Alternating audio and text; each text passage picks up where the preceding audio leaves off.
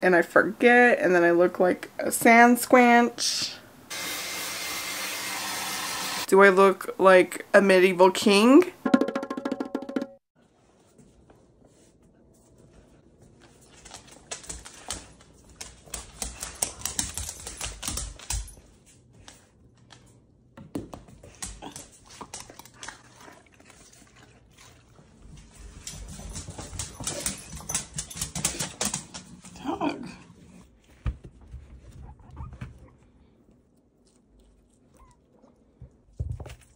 Everything in this household besides Chetty now harasses me for cucumbers. It's getting a little bit out of hand. But anyways, good morning. I've decided in honor of the new year and just feeling like things in general have this thick layer of dust on them, literally and metaphorically, we're in need of a little bit of a refresh. And what better way of accomplishing this other than a physical change in appearance? As every girl knows, when you're going through a minty bee, the length of hair on your forehead just magically seems to shorten. But that's not the case here. I'm just feeling like refreshed, ready to go, and my hair is dead and really, really crispy on the end. Like, listen to the straw-like texture right now. She's not healthy, she's long, she's scraggly, she's misshapen. At this point, we just need a bit of a zhuzhing, if you will. As some of you may know, I take my hair cutting into my own hands. I have not gotten a professional haircut in like 10 years. It might even be like closer to 11. Now you may be wondering why, and I don't really have a solid reason other than I started doing it when I was in high school and broke and couldn't afford to change my hair as often as I would like to. And got happy with the scissors, and then that just kind of carried on into adulthood. Mostly because every time I want to change, it's very much on a whim. A Wim Hof. That's like a cold plunge joke, but no one's gonna get. But because it's really sporadic when I decide to cut my hair, it ends up being like in the middle of the night, crisscross applesauce in front of a mirror with like the shittiest pair of scissors that you've ever seen. And I was well prepared to do that. I even went to Sally's. I was like, I want a major change. I got hair dye. I was ready to do the whole thing, and then I started looking up tutorials on YouTube and I saw how people were like having so much difficulty, and I was like, you know what? If this is truly the year of change, let's just go to professional. Okay, so that is what I am getting ready to do. I don't know. Like I said, I've been out of the game. I'm not sure. Do you wash your hair before a hair appointment? I'm pretty sure you don't, but I also feel like I want to be a little bit presentable. I don't know. But I scheduled a cut and a color at a salon, so that's a thing we're doing today. I don't have proper time right now to address whatever the hell is going on with my eyebrows, but it's not good. You luckily can't really see it on videos, but two are starting to become one. But believe me, my hair is far from the last thing that needs a refresh come January. I went ahead already and went through my closet and started like sifting through all of the things that didn't fit me anymore, or just things that I don't wear, and I donated them so I wouldn't feel guilty picking up a couple of new things. And what better way to refresh your wardrobe than the sponsor of this video, which is thredUP. If you guys didn't know, thredUP is an online thrift and consignment shop, and they're not only helpful for your wallet by giving major discounts off of retail, but they're also helpful to the environment as well. Plus, I love how you're able to find a lot of unique items. So let's do a little baby fashion show, and I'll show you what I picked this time around. Outfit numero uno. Listen, I have never watched Gossip Girl a day in my life, but why is it giving Gossip Girl to me? The jacket and the boots are thredUP finds. I have been obsessed with lavender lately, so when I saw this jacket originally from Princess Polly, I had to get it. It had an estimated retail value of $71, and I scored it for $20.99 on thredUP. The glorious thing about shopping through them is not only the prices, but it's so easy to find what you're looking for. Unlike traditional thrift stores, you can sort by size or just type in a brand or what you're specifically searching for. Like I typed in wide calf boots because your girl got some hams,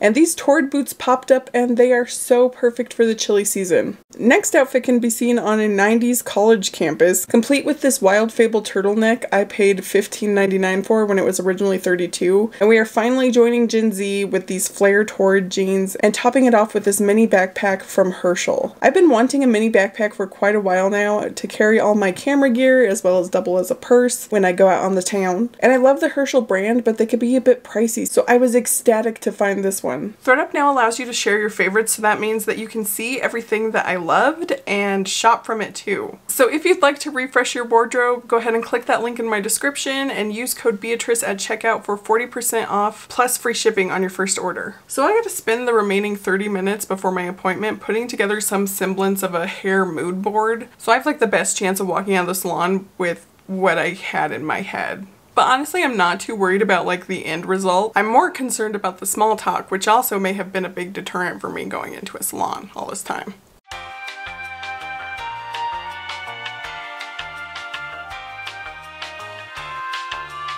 Okay, I'm sorry. I know I'm supposed to cut to a clip of me having my hair all done and fabulous and you not having to wait and the anticipation is killing you. But after sitting there making small talk for 4 hours, my social battery just ran out and I was like, I do not want to talk anymore for like the rest of the day or ever again, which is a lie because I'm gonna be hella chatty now. I don't know, it just takes a lot out of me. And don't get me wrong, the lady who did my hair was super nice and the vibes were immaculate. It's just like anybody. It's just like a thing. Like after a certain point, I just want to sit there and zone out. It's exhausting to be a person. I don't know. Anyways, I just woke up. I'm feeling refreshed. I feel like we need to take care of the eyebrow situation because I was kind of unsure last night. I was going back and forth. I was like, do I like my hair? Do I not? Do I look like a medieval king right now with this hair and this cut? Like, what is going on here? And I think the problem is mainly the eyebrows are ferocious. I've affectionately called them Maggie and the Ferocious Beast in the past. Right now they're just the Ferocious Beast and the Ferocious Beast. We've got twins.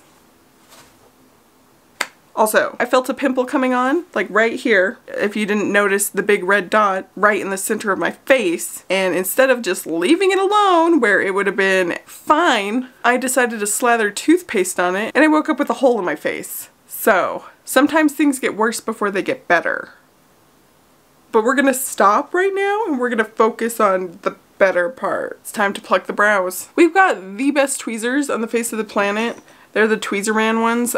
Steven had brought some and I kept stealing his and he was like, you keep stealing my tweezers! Because he has a monobrow situation that he takes care of as well. And I eventually had to buy my own. And I bought 2 because I lose shit. So these are the same, they're just different colors. We just gotta like clean them up and make them less harsh if possible. I really hate anything to do with hair upkeep or hair removal. Like, girl, I'm hairy. I got the PCOS and I have dark ass hair. Not dark ass hair, like just dark hair. I get like a little patch of hair that springs up right over here and right over here, and the eyebrows are crazy and a mustache if I don't do anything about it. And I'm very seriously considering lasering my entire body. So just not even having to deal with it anymore. Because I don't like shaving my legs, I don't like shaving my armpits, I don't like plucking my face, and I forget, and then I look like a sand squanch.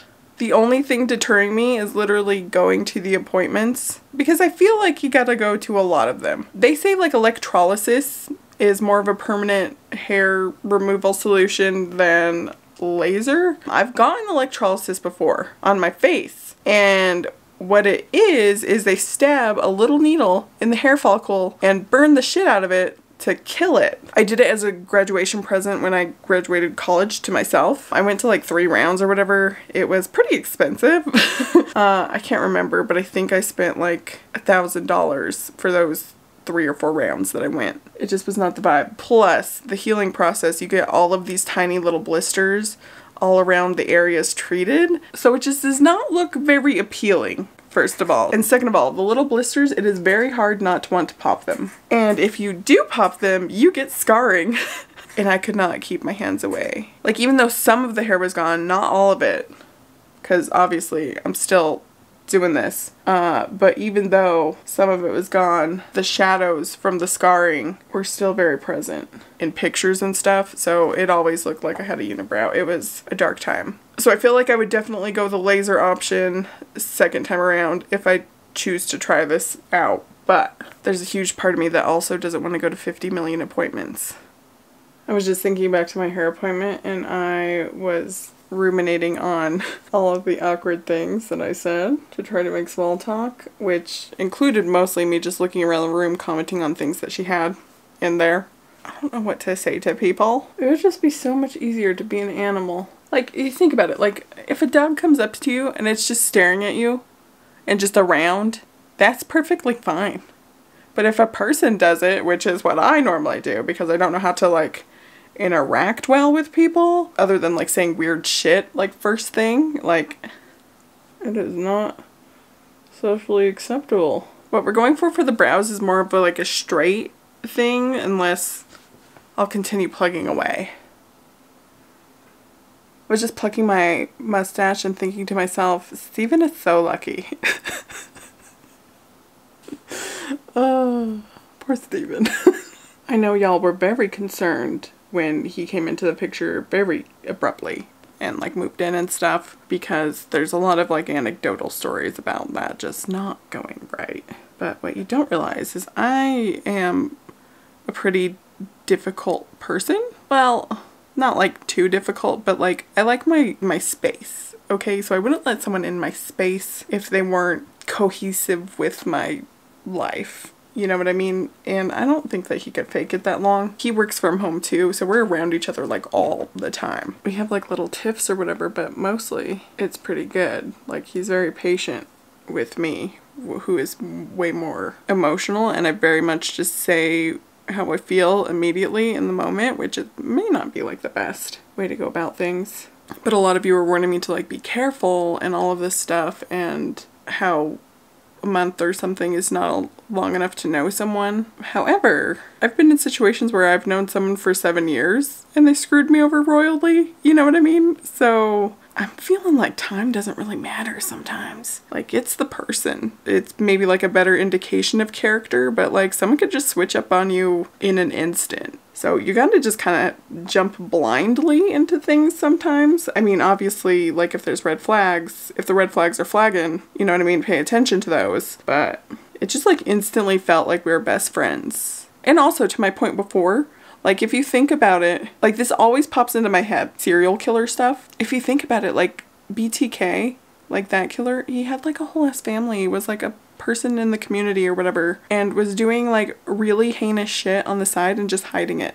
And how many times does that, like, come to light with people like that? Like, they're just hiding it. I'm not saying, like, Steven's like that. I'm just saying, like, you can't ever, like, fully know. So it's very risky to get involved with other people at any point in time, you know? So if you don't want to be a hermit, you kind of gotta just trust some people some of the time. But again, obviously being safe, like not meeting up with anybody alone or at night or in a desolate area where some shit could go wrong. You know what I mean? What in the Jack Nicholson is going on back here? Okay, this is the shape that we settled on. Pretty good. Took some getting there, but now let's take a shower and finally do the hair and stuff and figure it out. Alright, time to do an everything shower. So we got our exfoliating gloves on and the razor queued up. Oh, and by the way, if you're a girly that gets body acne or bumps on the backs of your arms, this body wash has been such a revelation. I mentioned it before, but it's just helped my skin so much. So I'm mentioning it again. You won't get me to shut up about it. Now you gotta throw in a little getting ready montage, right? I didn't really change my makeup routine. Most of the time these days I go without eyeliner, and even when I do put it on, I just do a little now. So that's really the only change there.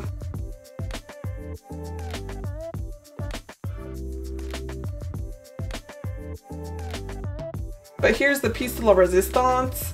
The hair. Yep, my hair that was almost black is way lighter now. I originally pictured something a little bit more red, but we decided after seeing the blonde to not tone it. So it turned out more blondish. The hairstylist did a great job and she made it so it will blend in with any regrowth, which is nice because I am not the best at maintenance. But I felt like we needed to go somewhere since I got all dolled up, so we went to the thrift store on a mission to find Harry Potter books because I haven't read them and we just recently watched all the movies, so I felt like it'd be an easy, fun read and I was curious how the books differed from the movies. Anyway, we found 5 of the 7 books and I know I could have gotten them at the library, but it just seemed more like a fun Easter egg hunt this way. Plus I don't have to worry about returning them. I go through phases of liking and then not liking my hair. I think it's because it just like doesn't look like me or the me that I'm used to, but I think eventually it will like be normal. And also, granted, I did lay down for a while reading the Harry Potter books and now my bangs are just not fully cooperating. And that's kind of the thing about bangs too. It's like